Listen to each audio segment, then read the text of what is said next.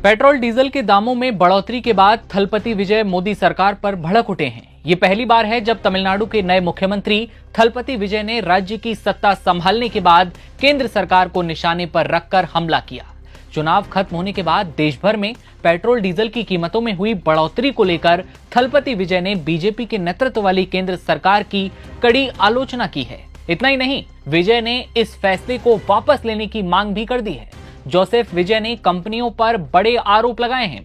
विजय ने सवाल उठाया है कि जब अंतर्राष्ट्रीय बाजार में कच्चे तेल की कीमतें घटती हैं, तब आम जनता को राहत क्यों नहीं मिलती, और जैसे ही चुनाव खत्म होते हैं कीमतें क्यों बढ़ा दी जाती हैं। यानी विजय ने सीधे तौर पर केंद्र सरकार और ऑयल मार्केटिंग कंपनियों की मंशा पर सवाल खड़े कर दिए हैं।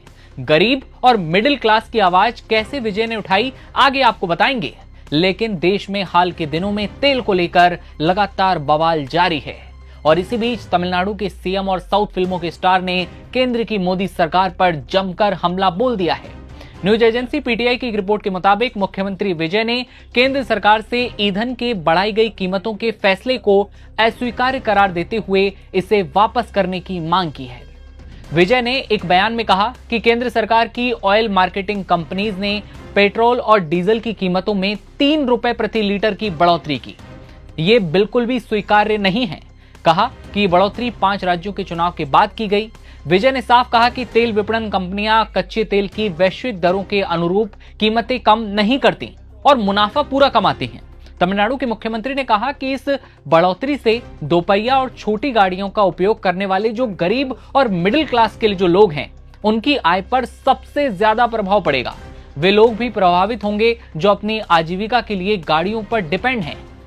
सी जोसेफ विजय ने साफ कहा कि इससे अंततः रोजमर्रा की चीजों के दाम बढ़ेंगे, खाने पीने की चीजों के दाम बढ़ेंगे और गरीबों के सामान खरीदने की जो क्षमता है वो प्रभावित होगी।